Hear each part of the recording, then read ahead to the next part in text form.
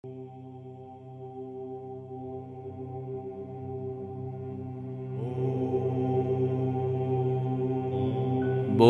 துணை. நாம் ஒரு மாமரம் வளர்ப்பதற்காக மரக்கன்று ஒன்றை நடுகின்றோம். பின்னாளில் அம்மரம் வளர்ந்து கனியினை தருகிறது. கனியை சுவைத்தால் தித்திப்பாக இருக்கிறது.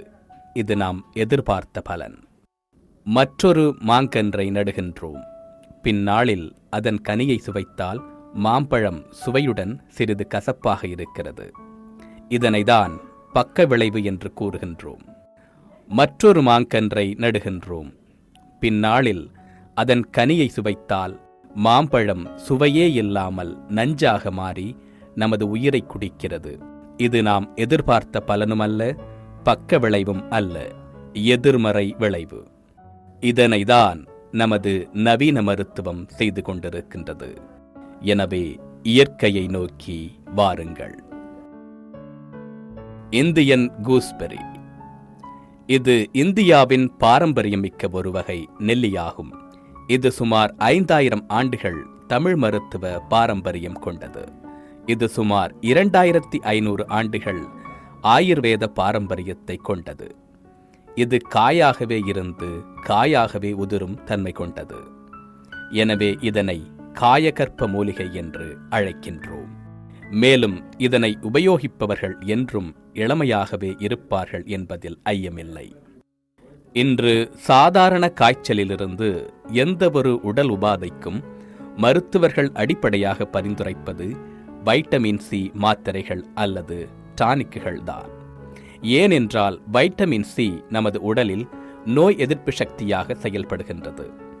இதன் பொருள் என்னவென்றால், வைட்டமின் சி நமது உடலில் இருந்தால் நோய் வராமல் நமது உடல் பாதுகாக்கப்படும். பல விலங்குகள் தாங்களே தங்கள் உடலில் வைட்டமின் சியினை தயாரித்துக் கொள்கின்றன. மனிதனும் சீமை பெருச்சாளியும் அவ்வாறு செய்ய இயலாது. நம் உடலுக்கான வைட்டமின் சி நாம் உண்ணும் உணவிலிருந்துதான் கிடைக்கின்றது. ஆனால் இன்று நமது உணவு கலாச்சாரத்தில் வைட்டமின் சி மிகவும் குறைவாகவே உள்ளது. ஆரஞ்சு பழத்தில் வைட்டமின் சி மிகுதியாக இருக்கின்றது.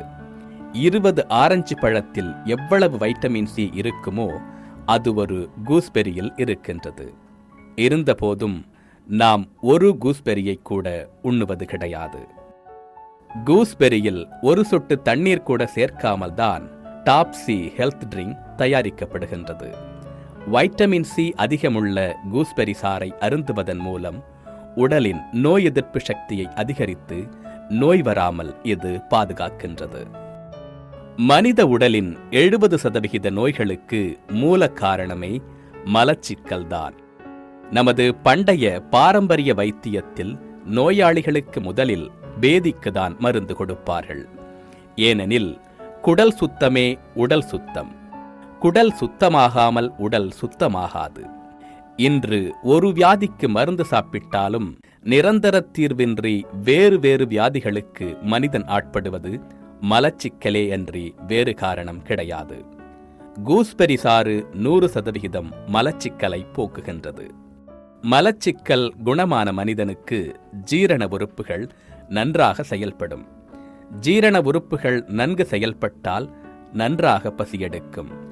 நன்கு பசித்து சாப்பிடுபவர்களுக்கு நன்றாக தூக்கம் வரும். கை கால் மூட்டு வலி குணமாகும். நேரத்திற்கு உண்பதை விட பசித்து உண்ண வேண்டும். அதனைதான் பசித்து புசி என்று நம் முன்னோர்கள் கூறினார்கள். இன்று நமக்கு இருக்கும் மிகப்பெரிய சவால் சர்க்கரை குறைபாடு. முதலில் ஒன்றை நாம் தெளிவாக மனதில் கொள்ள வேண்டும். டயபெட்டிஸ் என்பது ஒரு வியாதி அல்ல, அது ஒரு டெஃபிசியன்சி, அதாவது குறைபாடு. கல்லீரலில் பாங்க்ரியாஸ் எனும் சுரப்பி இன்சுலினை சுரப்பது குறைந்தாலோ அல்லது தரம் குறைந்த குளுக்கோஸ் அதிகரித்தாலோ அதனை நாம் நீரிழிவு என்கின்றோம். 80% அதிகமானோர் டைப் 2 டயபெட்டிஸ் பாதிப்புடன் இருக்கின்றார்கள். டைப் 2 டயபெட்டிஸை கூஸ்பெரி சாறு முழுமையாக குணப்படுத்துகின்றது. மேலும் சர்க்கரை குறைபாட்டின் தொடர் பாதிப்பான கிட்டப்பார்வை குறைபாடு, வாயில் கிருமிகள் மிகுந்து துர்நாற்றம், இருதய பலவீனம், சிறுநீரக செயல்பாட்டில் குறைகள், இல்லற வாழ்வில் ஈடுபடுவதில் சிரமம், இரத்த ஓட்டத்தில் பாதிப்பு, கால் பாதத்தில் திசுக்கள் அழிவது என அனைத்து குறைகளையும் கூஸ்பெரி சாறு குணப்படுத்துகின்றது.